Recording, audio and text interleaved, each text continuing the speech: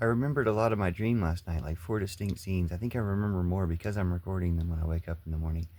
And also, I wonder if recording them gives them more of a game show quality. I don't usually dream about being on TV, being on game shows that much, but I wonder if that's because I'm recording them. Anyway, the first thing I remember was kind of like being on a game show. It was like Monopoly or the Game of Life with spaces in front of each location, except we were in the actual locations too. Kind of like there was a map maybe tracking us for the TV part of it, the game show part of it.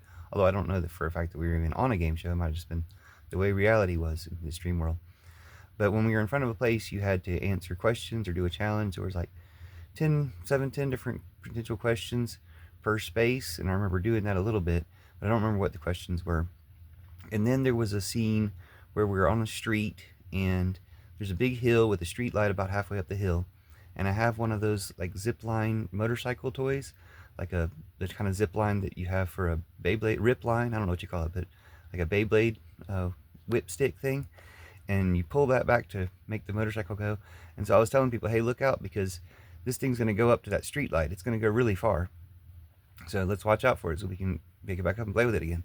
And ripped it, and it went past the street light, like way up the hill, like way farther up the hill than we thought, and kind of went off into the side onto the curb. So we ran up to get it, I guess. I thought about this as being kind of an analogy for the Kamala Harris campaign, that we think it's going to be great and we think it's going to go really far, but it's going to go even further than we thought. Now you might think, well, what's the connection there?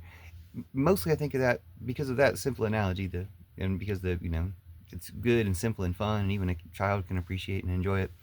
So thanks, Kamala, for that, and everybody in the campaign and everybody supporting her. But also because it compares somewhat to the second scene in that same location.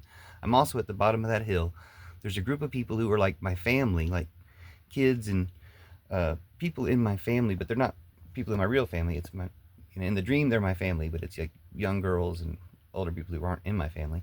But anyway, it was my family in the dream, and they were surrounding a police officer and arguing with him, or kind of yelling at him, trying to get him to do his job as they're walking up the hill. And it turns out like our house was somewhere on that hill too, and he'd been called to do something to help the family, but he wasn't doing anything. So I start uh, yelling things about how he's uh,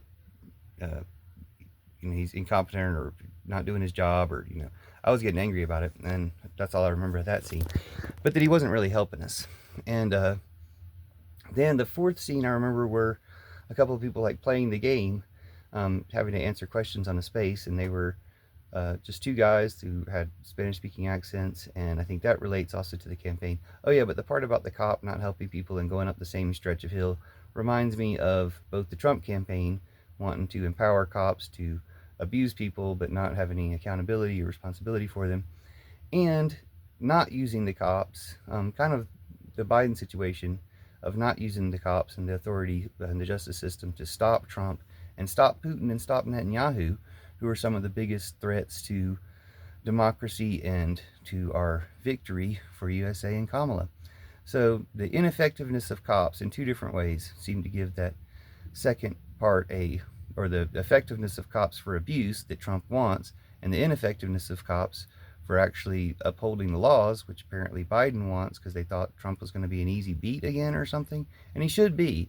But we also have to worry about the coup. We also have to worry about stopping his crimes that he's going to commit after he loses, and worrying about his supporters being so programmed and brainwashed by Putin and Trump, as Trump Putineers, that they keep terrorizing people and harassing people, and they're going to do that even worse.